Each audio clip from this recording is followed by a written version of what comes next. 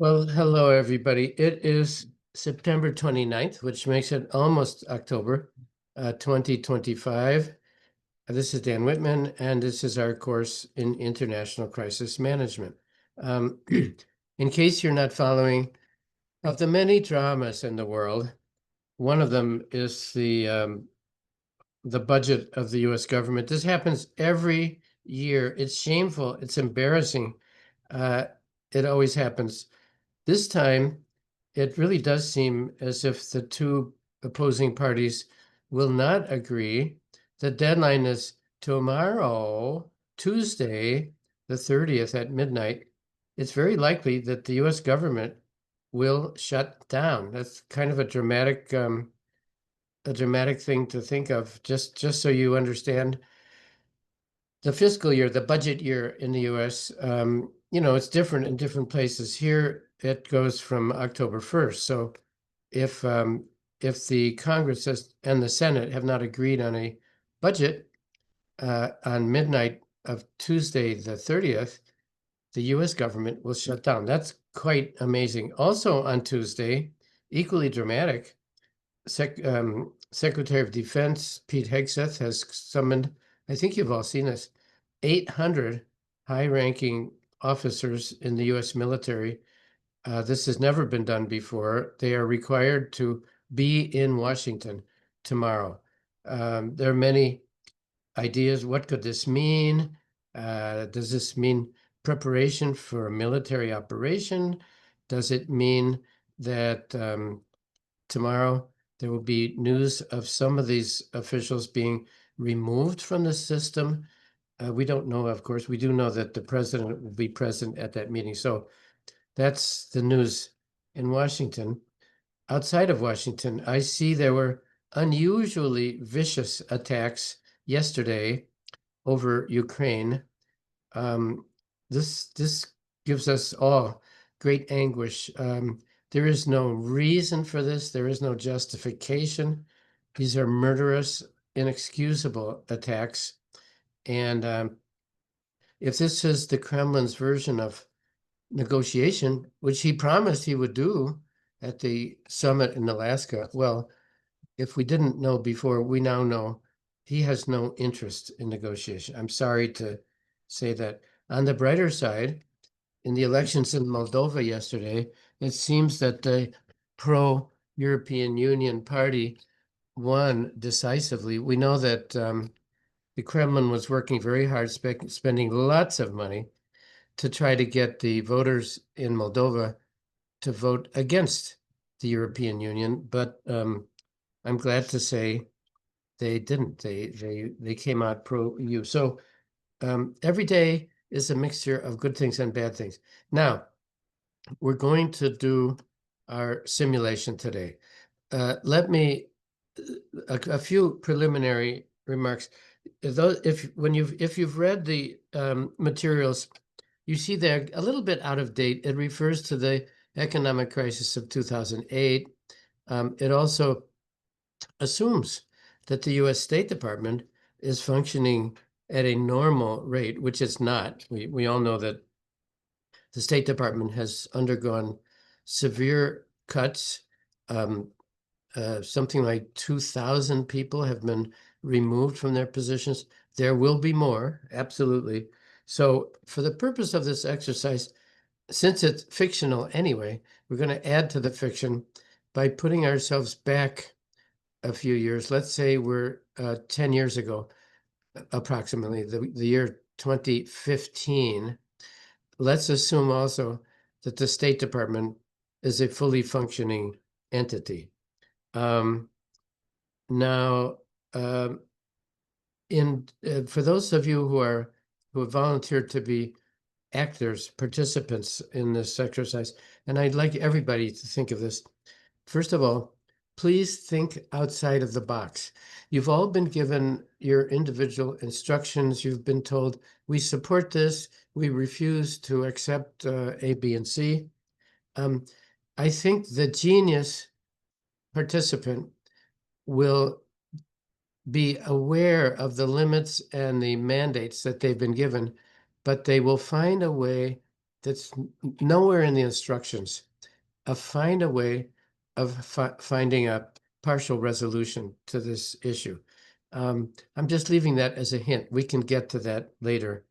And above all, participants are encouraged to listen carefully. I'm going to take notes, and I have paper and pen because in the midst of negotiations, you will always forget things that are being said. So I have a system here to keep track, and I encourage everybody to do this. Now, when you're doing your after action report, your only hope of doing a good one is to take notes at this time. You will not remember. You can't remember the various nuances of the things that the delegations have said. Your only hope is to take notes. I've said this before. Everybody will be responsible for submitting an after action report. Next Monday, we will get our military friend, Colonel Agolia, will join us again for some summary statements of what an after action report is, the importance of it. And then 2 days later, 10 days from now, next Wednesday, your AAR will be due. Again, I would like you to become familiar with the Google Classroom site. And instead of bringing every element to you every time, I'm not being lazy. I'm trying to get you conditioned to be familiarizing yourself with the Google Classroom site. All the information is on there. You just have a look, and it will give you the boilerplate, the suggested format. There's no perfect format for an AAR. You take whatever makes sense to you. Now, before we begin, let's review a little bit what we've got. And again, if you've read the materials, I'm showing you nothing new. We have today a fictional situation. You'll see that these countries share a large island. This border is about 2,000 kilometers long. So this is not a small island. Although it is an island, you see the waters. United States, 5,000 miles that way. Malil, 900 miles to the east. The location of our simulation is on a large island, and the issue basically is between these two countries, Gilbia and Bhutan. I know you've read this. Let me just sum it up. Bhutan is a country. These two countries have ethnic differences, cultural differences. They have different levels of economic achievement. They are not friendly. But let me stress, we do not have an open conflict here. This is a crisis, which is not a conflict, not yet. And we want to work very hard to prevent a conflict. The only way to do that is to find some resolution. Nobody will be entirely satisfied. And what we want is for nobody to be entirely angry or dissatisfied with the outcome. We want to find solutions that will be partial solutions to this crisis. And this is really in the spirit of the course. We don't achieve perfection in these exercises. What we do is we learn how to present an idea, how to negotiate, how to stay firm with our basic principles. We call those red lines, the factors that you would not be willing to negotiate. But in every case, there will be something that you will be able to negotiate. Now, looking at the map, Bhutan to the west, Gilbia to the east, we have an ethnic group, a minority ethnic group in Bhutan. The majority population in Bhutan does not like the ethnic minority. These are called Rubits. Obviously, this is very fictional. The Rubits have ethnic differences, religious differences, and very significantly, they tend to be of a higher economic level than their compatriots in Bhutan. Now, recently, Bhutan has passed a series of laws, and the minority Rubits are saying that these laws are unfair and that they're directed to a single ethnic group. This goes against the principles of the United Nations. Result, 10,000 minority Rubits have crossed the border into Gilbia, which is more friendly to the Rubits. In Gilbia, the Rubits are have a more welcoming atmosphere. And so because there seems to be increasing stress in Bhutan, some of the refugees, some of the Rubit citizens have become refugees and have crossed over into Gilbia. Couple of problems here. First, an ethnic minority, according to the rules of the United Nations, and I dare say the Genocide Convention of 1947, 48, this should not happen. An ethnic group should not be singled out for inferior or different treatment. Now, that's in an ideal world. We know that in all countries, there are minorities and there are frictions between ethnic groups. Now, I've mentioned refugees. In your instructions, which are 10 years old, there's a figure, I think it's 73 million IDPs and refugees. You know the difference. An IDP is an internally displaced person who has not crossed a border, but who is in a very bad situation in the country in which they live. Refugees, obviously, are people who've been driven from their homes and who have crossed the border. Now, I want to update this. I think they give the number 73 million. This is dreadful, folks. The number of refugees and IDPs in the world today, it's shocking. Now, in your instructions, I think it mentioned they figured 73 million. Let's look at what UNHCR says. I looked it up yesterday. Maybe you did also. Here are the current figures. Is this not shocking? This is, as of yesterday, what the UNHCR says. 123 million people are unable to live in their homes. This is enormous. This is twice the population of the United Kingdom. This is unacceptable. We are, and now this is not fiction. This is reality. This is a dreadful situation, and we certainly won't solve it today. What we will do is try to learn some of the skills in negotiation. Every delegation in this exercise has something that we would consider doing something right, and every delegation is doing something that we wish were better. So we're dealing with imperfection as we do in the real world, and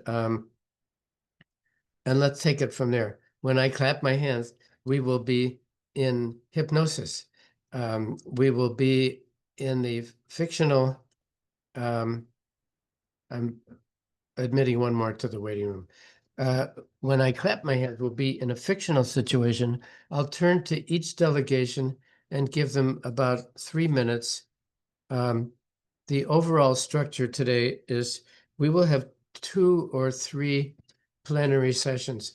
Ideally, there would be an opportunity to mingle, to walk around informally in a room, and to try to seek out. So if you're a member of a delegation, you'll find that there are other delegations, no possibility of cooperation, whereas there are some where there is a possibility. And your task is to figure out who are your allies? Who is it that's likely to work with you, even though you still may have some differences? The order will be first ARM, and that would be Abdul Qayyum and Andrei Halomko. That will be our first delegation. Then I will turn to Bhutan. Let me get this in the right order. Bhutan, which will be Anna Sobolyevska and Anna Vietrova. Then we will have the government of Gilbia. That's the destination point where the refugees are going. That will be Bohdan Katarinchuk, Daria Kalna, and Dmitro Kolotilov. Next, we'll have the U.S. Department of State with Eldar Hlushkovietsky and Gleb Dolyanovsky. Then we will move to UNHCR with Ivan Kostienko and Katerina Karpiuk.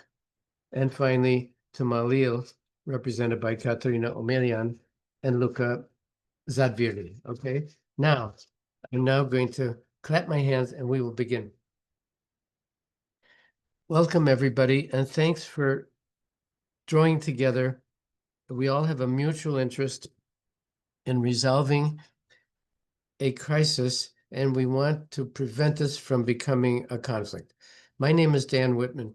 I've been sent by Secretary General Guterres of the United Nations, and I am his special representative. I am the SRSG, the special representative of the Secretary General. My task here today, I do not favor one group over another. What I want to do is hear your arguments, see if together we can find some outcome. It may not be a solution, but we hope that it'll be at least a path forward to resolving this issue. We are sympathetic. Actually, we're sympathetic to all delegations.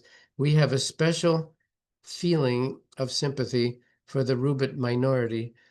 When a person feels that they cannot any longer live in their own country and have to cross a border in order to achieve safety, we know that something's wrong.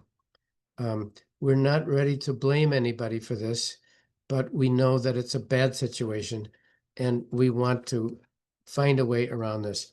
I turn, first of all, to a nonprofit organization, the Association for Refugees and Minorities. We're going to call them ARM, that's their abbreviation. And I turn to delegates Kayum and Halomko for their initial briefing. Delegates Kayum and Halomko, can we hear your comments?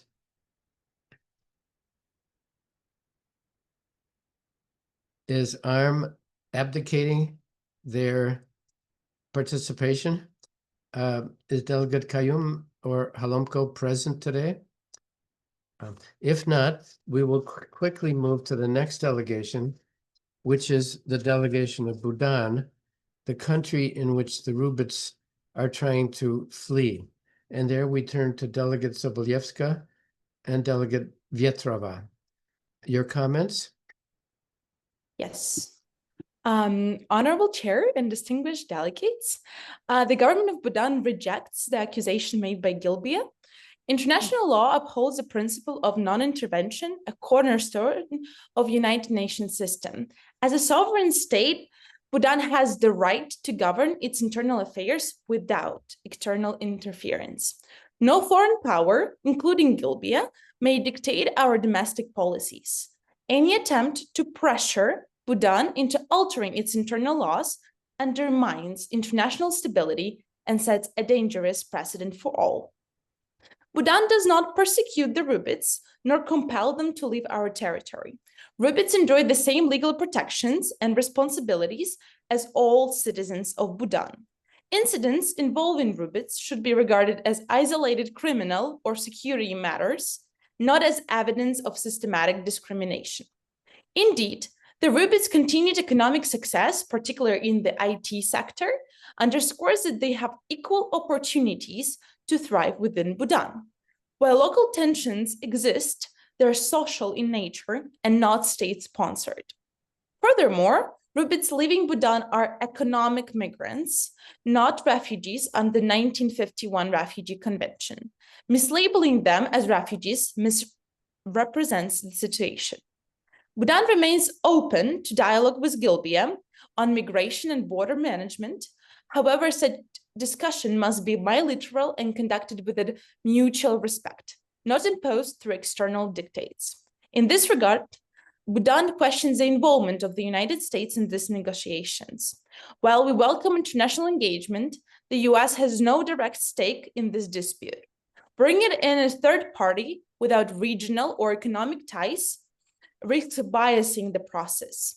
This matter is best resolved through direct dialogue with support from natural actors such as UNHCR, who have the relevant expertise in migration and minority issues.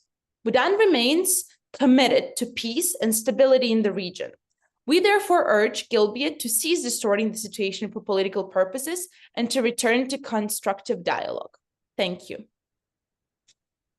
Delegate Vietrova, thank you so much for this excellent summary.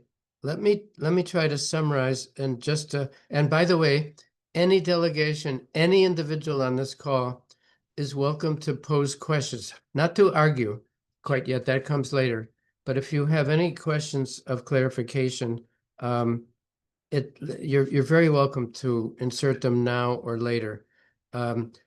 Delegate Vietrova is getting applause from various members of the group.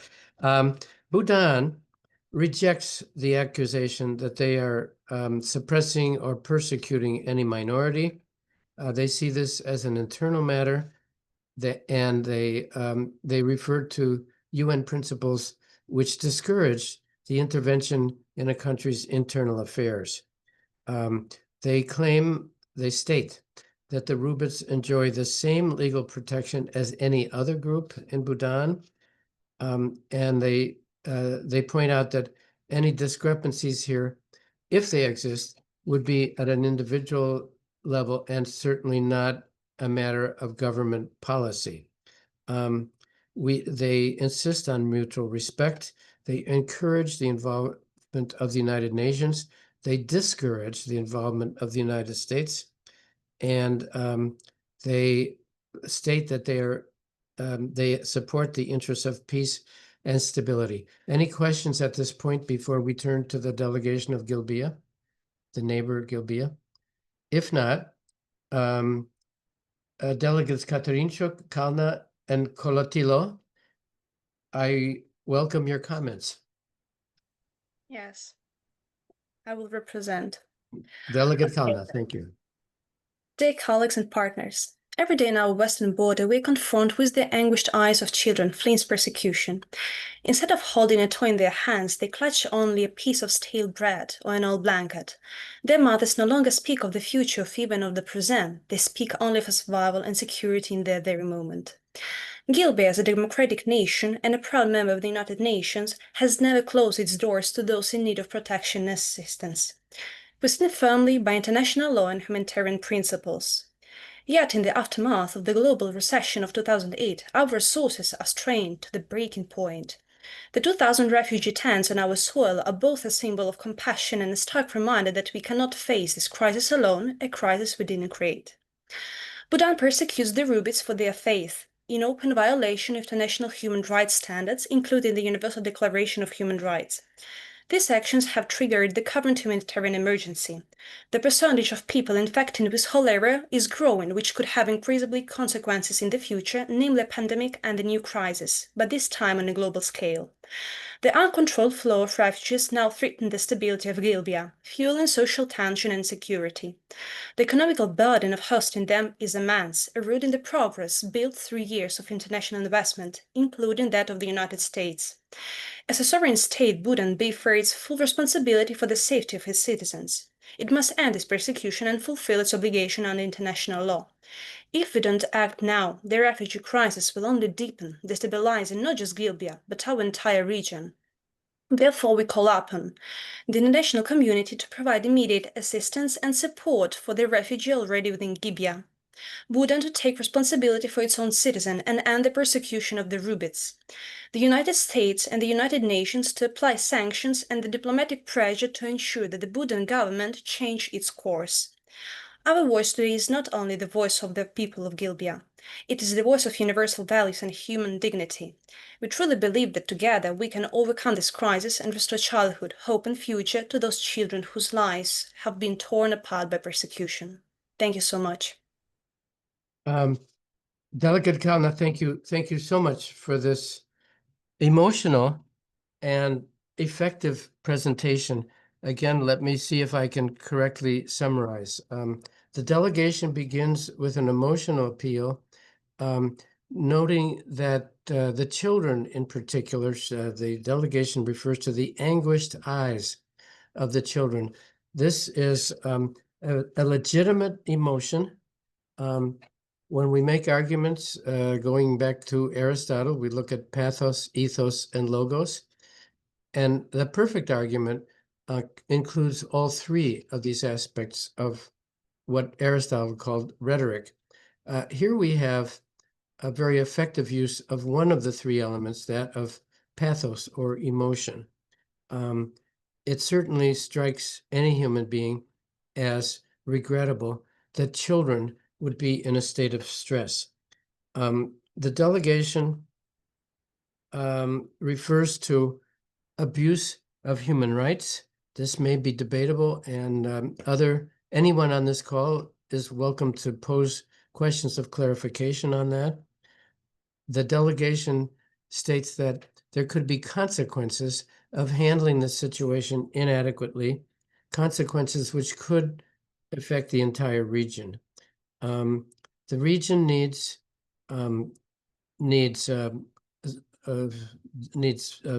arms control. It needs to destabilize. The sovereignty of each nation must be taken with respect, and safety must be assured for all citizens. The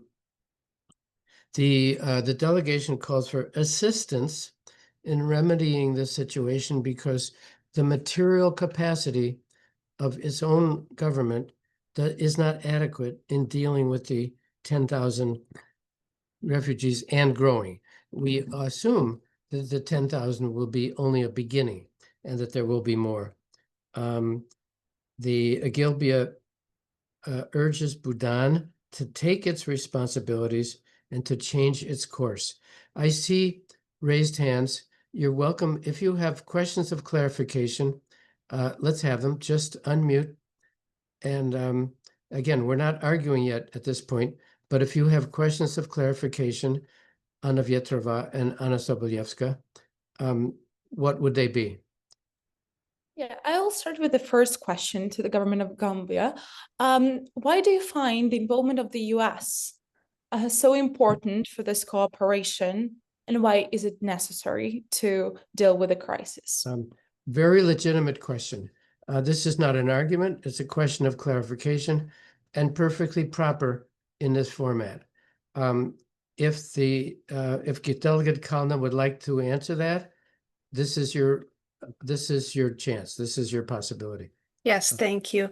Actually, we mentioned this point because previously, before 2008, the United States was the main states which give to us the economical support in investigations, and our country before 2008 was really economically powerful country. So after this crisis, all this money which were given by USA is really important for us because still we have a lot of groups, companies which are working here.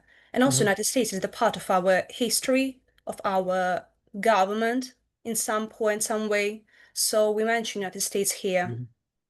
A perfectly legitimate question, a perfectly legitimate answer. We're not at the argument stage yet. The other delegate from Bhutan, Anna Sobolyevska, would like to also answer. Honorable delegate from Gambia, Julia, you mentioned some extreme methods like sanctions or like for our country, but we think that this can make the situation more politicized, but this is a sensitive questions with migration situations. So are you actually ready to cooperate with Bhutan beforehand to solve the humanitarian questions, to ensure human rights in the region before any other escalations of the situation. Again, a very legitimate question. Thanks very much.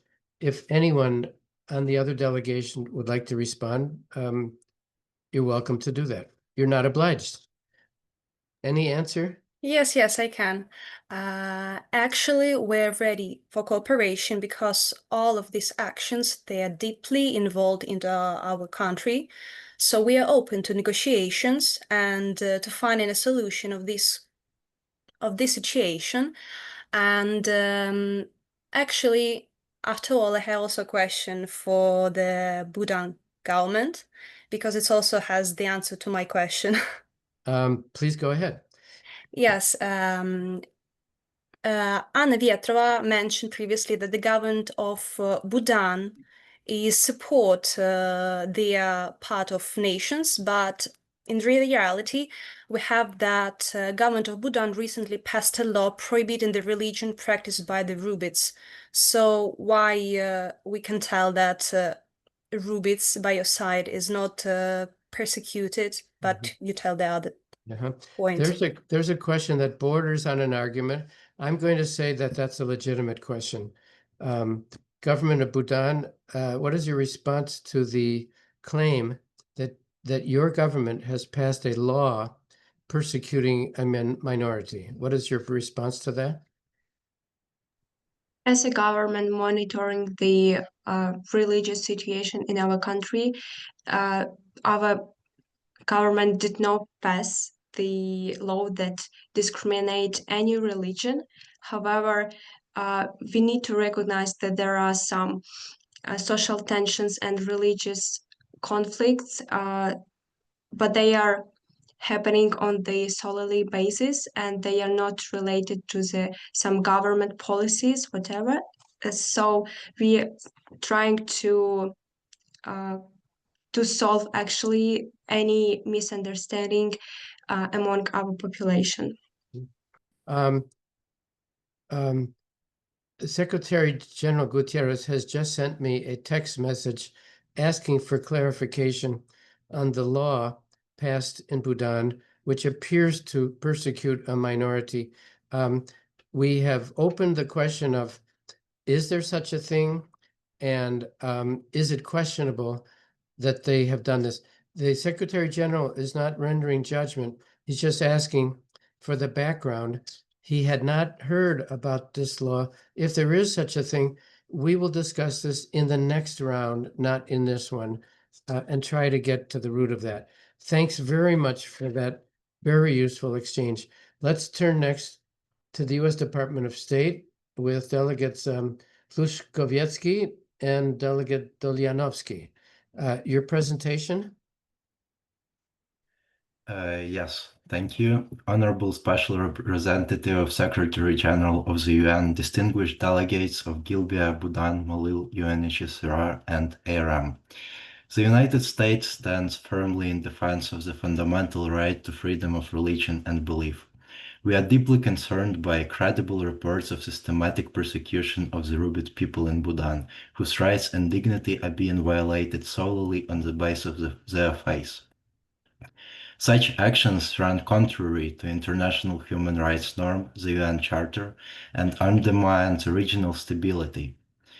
The United States call on the government of Bhutan to take responsibility, immediately end the persecution of the Rubits, and to engage in dialogue with affected communities. We believe that Bhutan has to take a leading role in resolution of this migration crisis due to the fact that it clearly failed to prevent it. Therefore, we hope for full cooperation from Bhutan's side.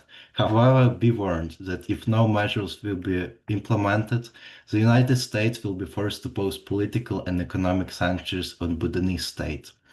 We underscore that freedom of religion is not an optional value, but a universal human right that must be protected. From the US side, we want to remind you that as a nation with a long-standing record of humanitarian leadership, the United States has accepted 70,000 global refugees this year and continues to provide robust financial and operational support to the UNHCR. We are prepared to work closely with the UN system, partner state, and civil society to ensure that Trubit refugees receive immediate protection, assistance, and proper medical care. Our support will extend to both emergency relief and longer-term integration measures, should they be necessary. At the same time, the United States is mindful of the pressures already straining the region, particularly between Bhutan and neighboring Gilbia. The United States encouraged two sides for the future economic cooperation to avoid any crisis in the future. We are ready to assist you with it. As a suggestion, with the help of our partners, we see it beneficial to create the Joint Prosperity Fund, which would serve as a platform for shared economic growth and stability between Bhutan and Gilbia. By pooling resources, the fund could finance cross-border projects and that benefit both nations, such as infrastructure that improves trade or programs that create jobs in industries where cooperation is essential. Finally, we emphasize that this vulnerable region should not be used as a new arena for conflict or proxy competition between Malil and the United States. Regional stability must be safeguarded, and human rights must not be sacrificed for political gain. In these negotiations, the United States will advocate strongly for the protection of religious freedom, the safety of vulnerable refugees, and a coordinated international response that prevents further escalation. We urge all parties to prioritize humanitarian principle and to act collectively in defense of peace and human dignity. Thank you. Delegate Hlushkowiecki, thank you so much for that very substantive briefing. I point out to the other delegations, the United States just made some very startling statements. First of all, it spoke of possible sanctions against Bhutan. This seems to be going perhaps way ahead of what we want to have happen, which is a solution without without the use of, let's call it, hard power. Sanctions are a very serious step forward. The delegation has made it clear and open that it is considering that option. Is not ready to impose them, I believe, quite at this point, but this is a very serious matter. The delegation also astonishingly offered emergency relief, and I assume that would be in the form of money. So I'd be very interested to know, is the United States saying in this that they are willing and ready to provide financial resources? Do you have the budget for that? We can get to that later, but I'd first like to hear any questions of clarification from other delegations. Delegate Vietrova? Yes, thank you. I have a question to the government of the United States regarding this emergency relief in the form of the fund and the infrastructure. And my question is, who will take the leading role in this fund? So essentially, what's the management and the structure of it, whether the sovereign states will be able to manage it as well as the United States, and what are your takes on internal interference of the fund? Thank you. Very useful question. Delegate from the Department of State, this could be something to work out in the future, but do you have a notion at this point of how this fund, you have offered a fund, can you help us understand who would manage it and what would be the structure of delivery of the funds? Yes, thank you for your question. So, of course, it's only an idea in development and it needs more negotiations with our partners. But the United States are ready to take the leading role in it. And we believe that Bhutan and Gilbia should work together on this issue, and they have to be interested in it to make it possible. So the United States can sponsor a Joint Prosperity Fund, most part of it, but it hopes for cooperation with its partners as well, so not solely from our side. Again, very helpful. In your first presentation, Department of State, you were mainly leaning on Bhutan to modify its behavior. You've slightly changed that now to advocate that the two countries work together in finding a solution. I think that's a very positive addition to what you said earlier. We now turn to the delegation of UNHCR, Delegates Kostienko and Delegate Karpiuk. Sorry, we have one question from Delegate Katarinchuk. Is this a question of clarification? Yes, this is a question for clarification. Firstly, thank you for your amazing speech. We, as a Foreign Ministry of Gilbia, consider United States as our partner in solving this migration problem. So the thing to clarify for you is like, are you ready to help us economically and technically to solve the problem of pandemia, which is sharing among refugees in our country? Thank you, Gilbia. Are you suggesting that when you say willing to help, are you talking about material help, money, materials? You are, does your country have a source of wealth that you're saying you could put to use in helping with this situation? Did I understand correctly? When you say ready to help, are you talking about material assistance? Yes, I'm asking about material assistance from the United States, if they are ready to okay. give it to us. Thanks. I misunderstood. I thought you were offering material assistance. How predictable. It seems that the United States is always seen as the source of money and material. Would the delegation from the Department of State want to answer Gilbia? And Gilbia is asking basically for something you have implied that you might be willing to do, which would be to give financial and material support. Any answer to that? Do you want to clarify that now, or perhaps in our next plenary session in a few minutes?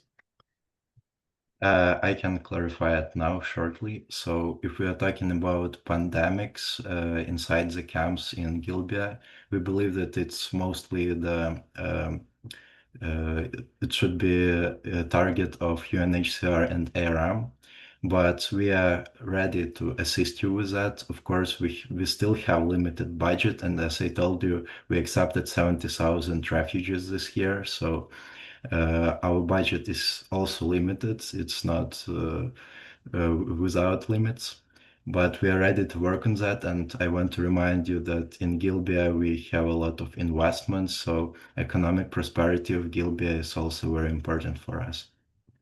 Many thanks. So the United States, which we see as a source of financing and assistance, points out that UNHCR more properly would be the proper mechanism for relieving bad conditions in the refugee camps, the Rubits having crossed the border into Gilbia. There's illness, there may be some cases of typhus and typhoid fever. And the United States, the Department of State points out that UNHCR has the best infrastructure to deal with this issue. They may not have the resources, but they do have the infrastructure. Any comments from UNHCR, Delegates Kostienko and Karpiuk? Anything to add? Nothing at this time. Then we will turn to the delegation of Malil. That would be Delegates Omelian and Delegate Zadvirny. Malil, we remember, is a very large country. It's a member of the P5 of the Security Council of the United Nations, giving it a veto power, and it is closely allied with Bhutan. Delegation of Malil, your presentation. Thank you. Dear Chair, dear distinguished members, the delegation of Malil is deeply concerned about the unfolding humanitarian crisis. The situation of the Rubit minority, as has been mentioned by distinguished representatives from various countries, are forced from their homes and now living in a very difficult situation with horrible conditions, and it's an urgent matter for all of us here today. We recognize that Bhutan, like every other sovereign state, has the right to govern its own affairs. Yet sovereignty carries responsibility, and international law and basic human decency require that minorities be protected and that freedom of religion be respected. And when these principles are violated, the consequences extend beyond borders. Gilbea is already facing immense strain, and the arrival of thousands of refugees in such a short time has overwhelmed local capacities, and we commend Gilbea's effort to respond with compassion despite limited resources. We also acknowledge the huge support of civil society and UN bodies in the region, but it's clear that this cannot be managed by these organizations alone. We are prepared as Malil to work closely with Gilbea, with the United Nations and other partners to provide emergency assistance and coordination. At the same time, we would like to echo the words shared today by the representatives of Bhutan. Malil has always believed that problems within the region with Bhutan and Gilbea must be addressed first and foremost by the countries of this region with the support of their international community, not dictated by them. We cannot ignore that some external actors, however well-intentioned, have in the past turned humanitarian challenges into political battlegrounds, and Malil is determined to prevent that outcome. Heavy-handed intervention risk escalation tensions, destabilization of fragile borders, and transforming what should be a humanitarian response into a geopolitical context. We strongly believe that economical support should be done with precision, good intentions, and local understanding. We've seen in the past how non-targeted economical assistance fixed short-term symptoms while led to big development gaps. We will engage directly with Bhutan to encourage steps that would de-escalate tensions and protect the right of all its civilians. Malil has long-standing ties with Bhutan, and it is in our interest to offer support to our neighbors, given our historical partnership. We approach this dialogue in a spirit of cooperation. We're ready to listen, we're ready to negotiate, and to lead when necessary in order to achieve this common goal in our region. Thank you for your time. Delegate Omelian, I must congratulate you on a brilliant rhetorical device, a little bit crafty. You began your comments with statements that appeared to be very sympathetic to Gilbea, though we all know that you have long-standing close ties with Bhutan. You used this rhetorical device in order to later advocate the interests of Bhutan and appearing or genuinely being even-handed in looking at the situation. I must congratulate you on your rhetorical device in first drawing us into our belief, and I think this is very sincere on your part, a genuine interest in the predicament of both sides, though we all know that your real loyalties are with Bhutan. So I congratulate you. I see Delegate Katarinchuk comes in with a question of clarification. Yes, thank you for your speech. Sorry, thank you for your speech. You told that you are ready to negotiate steps with Bhutan to de-escalate the situation. And my question to your delegation, what steps can you offer to Bhutan to de-escalate the situation? Mm-hmm. What, in your opinion, can Bhutan do to decrease this refugee crisis? Again, I congratulate you for that useful question, which is not an argument. It's a question of clarification. And I welcome Malil's answer to that. It's not a challenge, it's a question. Malil, your comment on that? Thank you for your question. As we've mentioned, as we have long-standing ties with Bhutan, we had certain agreements on trade, on other spheres, and we are certain that during our working groups, we can see what steps can be comfortable for Bhutan to address and this issue in a manner which would be both effective for our region and for themselves, where we can find a compromise and a common ground, and then we can talk more about these steps. So it's all in the common work and in cooperation between the countries. I congratulate all delegates in approaching this with a spirit of cooperation. Delegate Vietrova from Bhutan would like to add a comment. Yes. First of all, thank you, the foreign minister of Malil, for your respect to our sovereignty and our right to decide. And for clarification, something that we experience in our country is that Rubids, as a minority, do carry out corruption schemes in the business, and that allows them to dominate such spheres as IT sector. And therefore, we are seeking the economic cooperation and long-term integration of Rubids as a minority into our larger population to ensure political stability. Therefore, we wanted to ask the government of Malil, what can we do as Bhutan in terms of financial support and our assistance to help you carry out your vision and the negotiations between the two countries? Thank you. Very positive. These are open questions without a perfect answer. I congratulate all delegations on their spirit of cooperation. This concludes our first plenary. If the delegation of ARM has any comments, Delegate Kayum and Halomko, this would be your chance to make an initial presentation. If not, I suggest that we all consider the next step.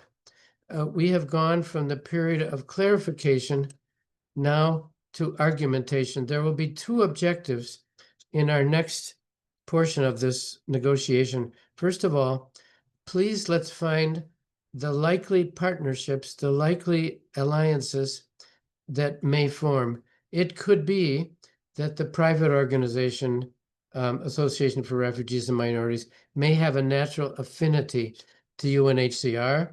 We know that there is an affinity between Bhutan and Malil. Let's consider who would be the likely partners now that we've gone past the stage of individual presentations. Let's see if alliances can be formed.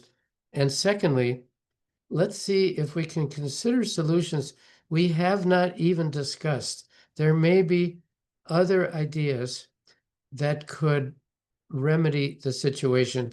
I open the floor to any comments, and here it will be legitimate to argue and to question and to challenge the ideas of other delegations. Does anyone want to venture to do that? Yes, Delegate Katarinchuk from Gilbia. Thank you for the right to speak, to show our voice. As a representative of Gilbia, I want to say that there is a big problem of pandemia in the refugee camps in our country, and this problem may escalate. This problem may escalate to another countries, to other regions, and we need help. We need help to address this issue. And here we put our red line. Our red line is that we are not ready to accept more refugees if we do not get enough support from United Nations, from the United States, or any other stakeholders who are ready to help. And about compromise, we are ready to compromise, we are ready to cooperate. So if Bhutan government is ready to stop persecution of the minority, we are ready not to call upon providing sanctions. Yes, that's our compromise. I think this opens the way for Bhutan to answer a serious accusation. We've just heard an accusation that Bhutan is persecuting Rubits. Would Bhutan have an answer to that accusation? Yes, Delegate Sobolyevska. Our government states that Rubins are leaving country not because of persecution, but because of economic problems and social tensions in the country. All delegations are acquainted with the information that Rubins in our country has a big economic success, but unfortunately, the success is aligned with the corruption schemes. Therefore, Rubins are trying to, replace their business as they are not accepted here with these bad and negative intentions. That is the first point, that our economic migrants are now seeking the better place, and we are not want to limit the freedom of movement and etc. Then, speaking of the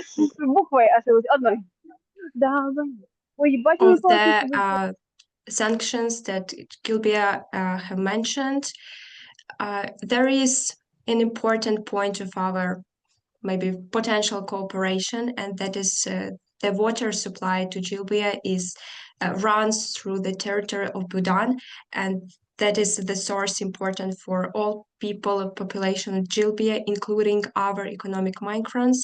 And we are ready to negotiate how this supply can be guaranteed from our side, from our government to the country of Gilbia. And by the way, we are also ready to negotiate financial aid to the to the migrants camp in Gilbia to stop any illness that can be a threat to both of our nations. Thank you very much. And your colleague in Bhutan, Delegate Vietrova, has something to add? Yeah, absolutely. Something that we are seeking is economic stability in our country, to allow those economic migrants to stay, as it is to our regret that they feel like they are forced to leave, or at least the government of Gilbia feels like this is the reason for them to leave our country. As my colleague already mentioned, we have no right over our citizens to prohibit their movement to leave the country. And therefore, I'll have a question coming up to one of the delegates regarding the closure of the border that you potentially mentioned, or it would be rather a clarification from my side. But our point here is that we have to support the majority of our population in terms of balancing the economic profits to allow both the Rubits and the majority of our population to profit from the economic cooperation inside the region. And therefore, we have the patents for the IT sector, the business, and the medicine, and all the other spheres that we can talk about, potential investments and potential cooperation for us to level up inside our country, and to ensure that both of the minority and the majority have the access to this economic profits. Yet first and foremost, before we discuss the Watergate and before we discuss all the other possibilities for our cooperation, I should ask, has the government of Gilbia considered closing the border, or is it not what you exactly meant? Thank you.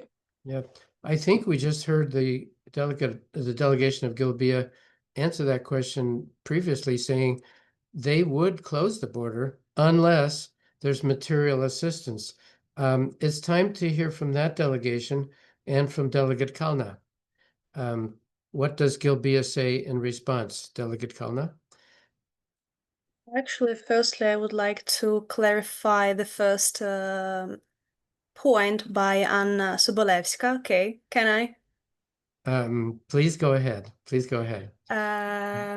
Actually, by official dates, economically, the Rubits are among the most successful group in the country, and for the last 5 years, the business have attracted numerous foreign investors.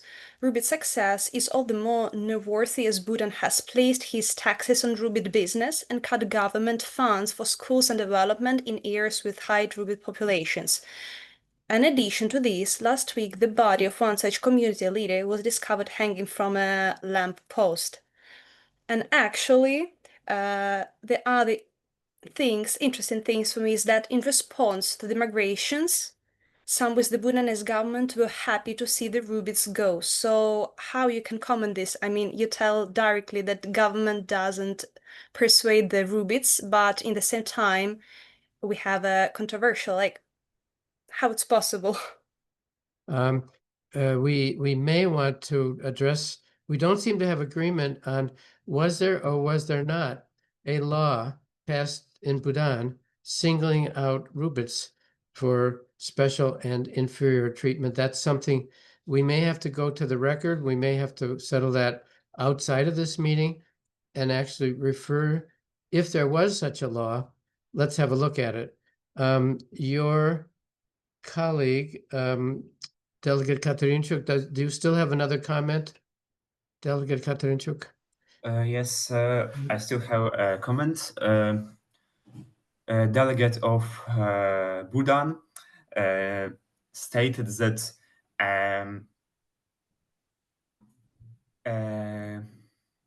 they're not forcing that minority in Bhutan is making business, but they're making business in a corrupt ways.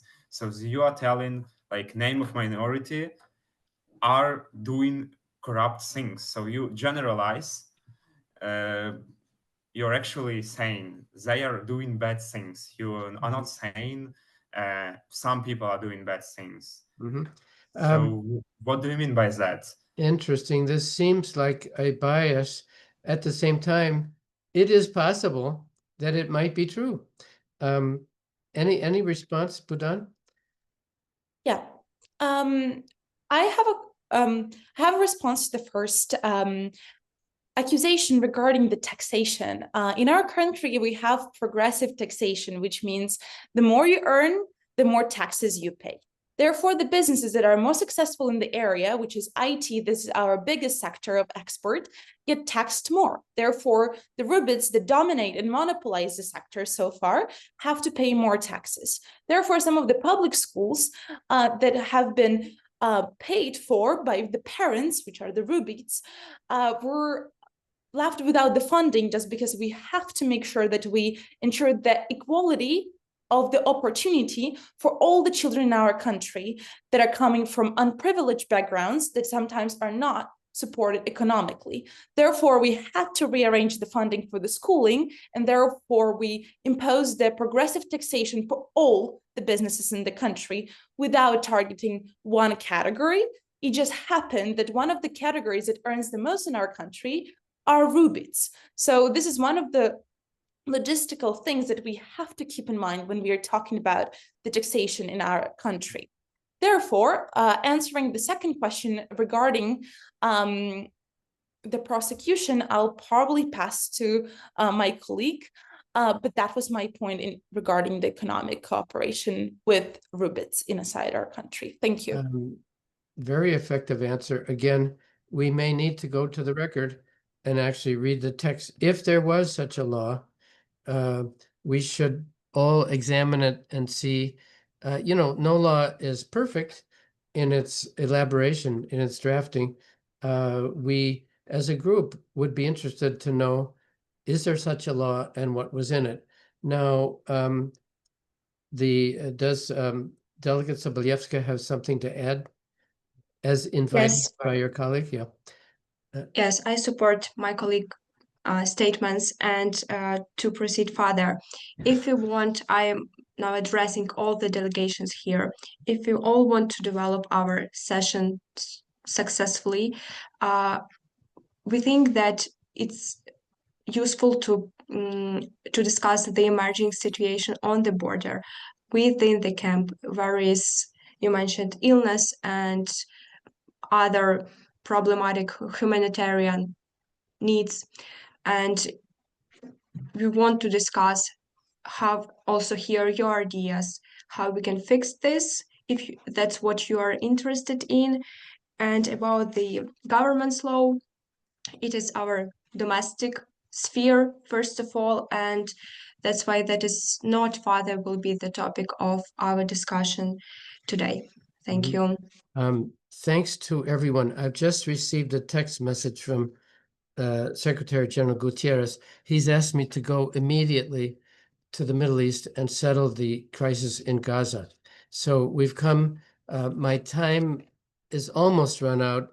It's time for me to ask anybody on any delegation or anyone observing the session, do you see any formula that could lead to a better situation? We're not looking for heaven, but we wish to escape hell.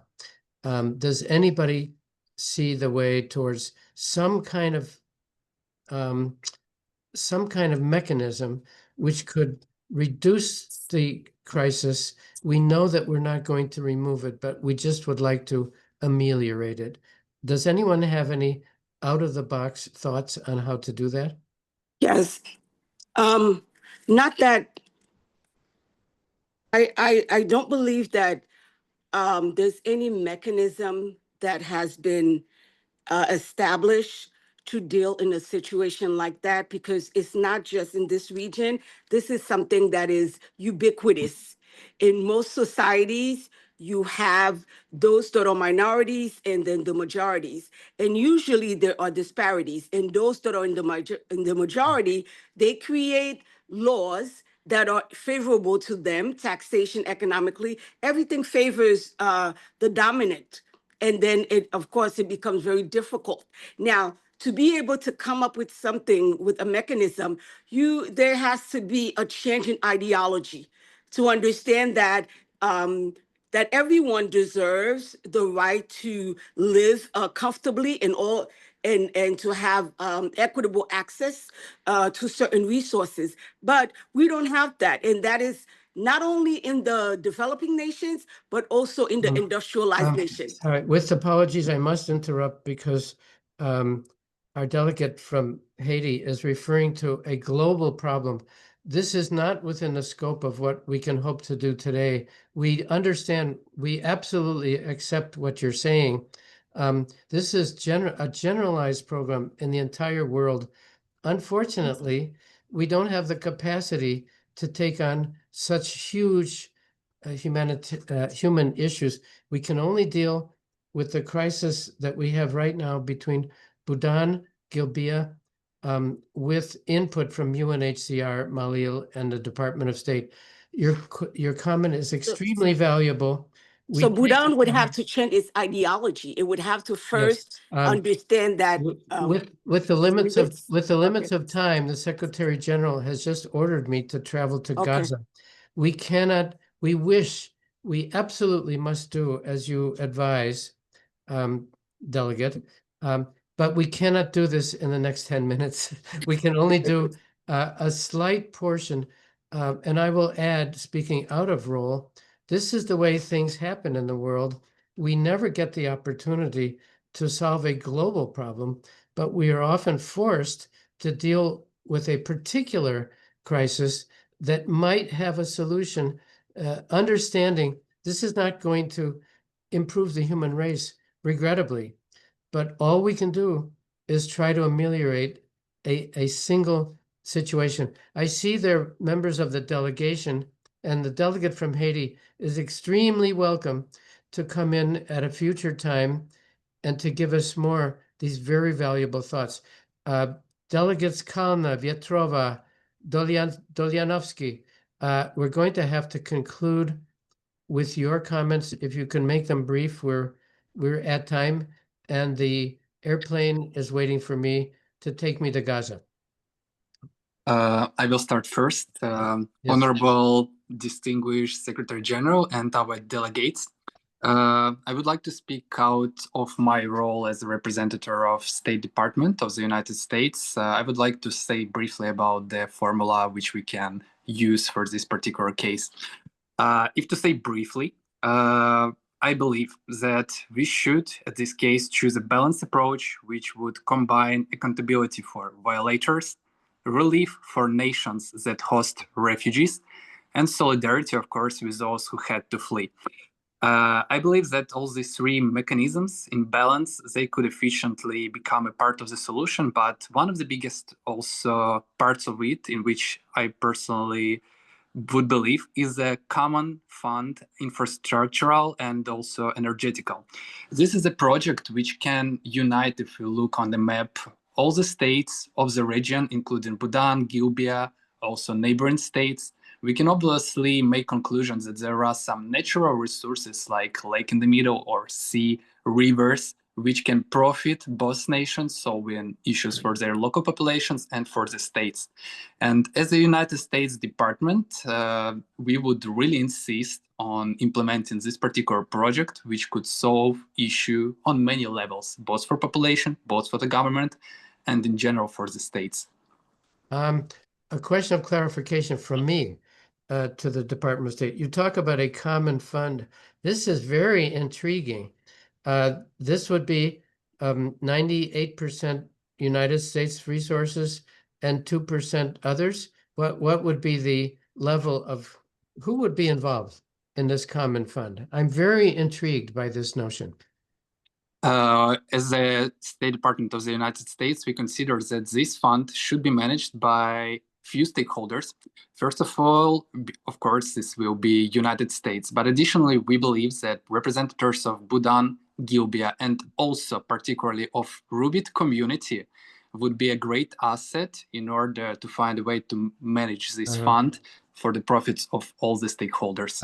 And I must ask, what fund? There is no fund. Where will it come from? It's a very good question. Thank you so much. We understand that for the moment, as soon as we have a risk of the government shutdown and because we have certain lack of budget at the moment, we will insist on prolonging our budget in order to help, as Gilbia representative mentioned, to help provide help in the refugee camps in order to stop the spreading of infections between the refugees, but also for other issues. And this joint fund, it will be a part of the prolonged budget for our I repeat my question. Joint fund? United States and who else? Or would it be entirely the United States? We believe that United States should take a leading role in this fund, but we expect to see the contribution of the member states who will also receive their profits in terms of some time. They will see the profits, so we expect them to make their contributions as well. Give me percentages. Give me concrete numbers. I need numbers. 100% US, 95%. When you say the stakeholders, we absolutely honor and understand your point. But are you saying that Gilbia should be giving money? Bhutan should be giving money? Malil, UNHCR? Where will this fund come from? Will the United States take on the entire responsibility? Managing the fund, we get that. We have stakeholders, and we're confident that people can work together, but they need concrete resources. We don't have them. Where will they come from? Absolutely right. We believe that part of these resources should be taken, of course, from the United Nations agency responsible for refugees. We also believe that United Nations and other non-governmental organizations could participate in it as well. But as soon as this project, it demands big scale investments because of its nature, infrastructural or energetical, we believe that this can be covered by the grants from International Monetary Fund, from Investment Bank, and also, as I told earlier, from the United States government. The IMF does not intervene in a crisis, in a conflict. The IMF is an institution that sponsors development mainly through grants, sometimes through loans. I'm very willing to go to them on behalf of the Secretary General and say, would you support this? I'm not optimistic. This is what we've just heard is a wonderful response to my challenge. Think outside the box. The the notion of a common fund was not included in the instructions that we received. This is creative thinking. The problem is, we know that we can get cooperative arrangements with Rubits and Gilbeans and Budans, and nobody's mentioned Malil, which is a major country with a veto on the Security Council. We're confident we can get people to work together. However, the material resources, sometimes when we're becoming, frankly, intellectually lazy, we think the United States has infinite amounts of money. Where does the money come from for the UNHCR? Largely from the United States. The United States alone cannot, and certainly will refuse, to be the only contributor to a common fund. The notion of a common fund is brilliant. I'm going to go out of role now. I'm going to remove my tie. Let me say, this has been an outstanding dialogue. Everybody involved has gotten the spirit of this, has asked pertinent questions, has had ready answers. Your rhetoric has been marvelous. I don't want to stop. Well, look at all the applause coming up. I'll add my own if I can figure out how to do it. Let's see. You get my applause. This has been way beyond what I expected we could achieve today, and really warm congratulations to everybody. We do have some hands up, and I have time. I know that people have other commitments. If you need to go to some other commitment, feel free to do that. I'm removing my tie to show that the role play is now over. Let's spend just a minute or two. How do you evaluate your own performance? Were you frustrated by the comments of the opposing delegations? Did you feel that there was a spirit of collaboration? Was anybody being sneaky and not telling the entire truth? I have one delegation in mind. Olga, who was the sneaky one here? I'm going to call out the delegation of Bhutan. You're brilliant. You're absolutely brilliant. But guys, we know you passed a law that was prejudicial against Rubits. You're trying to cover that up, and we're going to get to the root. Your performance was magnificent and a little bit deceitful. And we congratulate you for acting like professional diplomats. Any other comments? I see, let's see. Yeah, fantastic. Oh my gosh, look at these comments. Sanctions. Oh, as Anna adds, Bhutan strongly believes this. Are you all seeing these marvelous chats? I'm going to look at them after we conclude the simulation. Again, this goes way beyond what I expected. Your poise, your openness to genuine dialogue, your willingness and ability to find alternative solutions. Really, really, really, I congratulate you. Now, I remind everybody here, those who participated today, your after action report can be an analysis of what we did today. And probably since you have it in mind, you may want to do that. Have you been keeping notes? I don't think so. I have. I've kept notes. Lesson learned. Keep notes. There's no, there you go. Olga kept notes. That's good. So, and then for others on the call, if you would rather do an AAR of the exercise we're going to do on Thursday on freshwater, a freshwater crisis, very similar. We have neighboring countries with different interests. Nobody wants to have a conflict, but we have a lot of unhappiness. We have a limited resource in terms of water.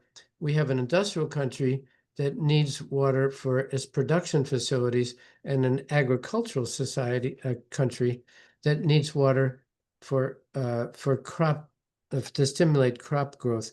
Again, we're all humans. We don't want to be in conflict. We understand the exigencies of other humans, but we need to defend our own interests while being able to understand the interests of others. I see a raised hand. Bogdan, do you still have a comment? Yes, I want to share like our proposal of delegation of Gilbia. So actually, can I? Please, go ahead. Yeah. So actually, as I understood the position of Bhutan, they are saying that they just implied progressive taxation. They are not discriminating. They are not persecuting each other. So I understood, our delegation understood your position. We heard you, and we are proposing a formula. Formula is that Bhutan government postpones progressive taxation until situation gets stabilized. We call United Nations, USA, Bhutan, and other stakeholders to help our country materially to host refugee and solve pandemic problem. On our side, we are compromising, so we will not impose sanctions on Bhutan if they agree on our formula, and we consider US fund as a great idea which can help us to solve pandemic problems. So this fund may be very helpful to actually help us materially to solve this problem. Now we've had two absolutely brilliant comments. This one is certainly one to postpone the implementation of a progressive tax on the part of Bhutan. Brilliant. This is thinking outside the box. This is exactly what we need in situations. This doesn't mean that Bhutan will accept a proposal like that, but why not suggest it as a way around this? The thinking out of the box, I've heard common fund and postponement of progressive taxes. This is brilliant thinking. Let me say in conclusion, if we could get rid of the gangsters in the General Assembly of the United Nations and put you in instead, the human race would benefit. You're very good at this. You're very good at this. And we've only had, a limited number of people who could actually be members of delegation. We'll have some more on Thursday. But as a group, you are spectacular. Anna, let's make this the last comment. Anna? Yes, I want to agree that all the ideas was brilliant, the strategies, your thoughts, and I thank all teams for trying to cooperate and negotiate. Not in the role of delegate of Bhutan, but our purpose was not to, allow sanctions against our country. It was the most dangerous red line, and we were ready to go to join the fund, but also negotiate for our leading role there and the Malil participation in the fund.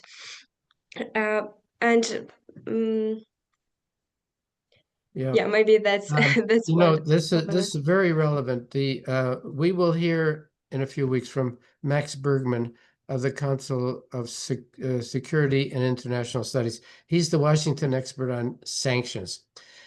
Sanctions can be progressive. You can threaten sanctions. You can impose some sanctions while withholding others for a later time. When you get to sanctions can be an act of war, depending on how severe the sanctions are. We will hear from Max Bergman that the threat of sanctions is really what the value is. Actually, imposing sanctions makes a terrible mess. It punishes, it creates conflict. It doesn't often solve a problem. Look at the many, many, many sanctions imposed on the Russian Federation. Has it changed their behavior? No, unfortunately. There are always more sanctions. Max Bergman can say this better than I can. The threat of sanctions is more useful than the actual sanctions itself. So Anna, you're quite right. When you mention sanctions, that's a hot item. That can be very belligerent, something you should always have as a resource, but be very careful in using it. Once you use it, it's sometimes irreversible, and it doesn't really solve a problem. It's the threat of sanctions that might modify the behavior of another country. The president, I'm sorry, the yes, president just did that. He said that Ukraine could gain back all of the territories that it got from Russia, but he said it in such a way perhaps it would help Russia to come back to the table as a threat. Well, that's a good point, Olga. We don't know if the president ever actually means what he says. The Ukrainians are quite bewildered. Why would the president say they can regain all the territory? What's the plan? How are they going to do that without military success? But you're quite right, Olga. Maybe that very statement, it's not sanctions, but it's a ploy to get them back to the table. To get them to the table. Exactly. I'm not optimistic that it will work, but you're quite right. It's if it did work, what a miracle. That would be great. Yes. Guys, again, applause. You're fantastic. More to come on Thursday. And congratulations, everybody. Great session. Thank you. Thank you.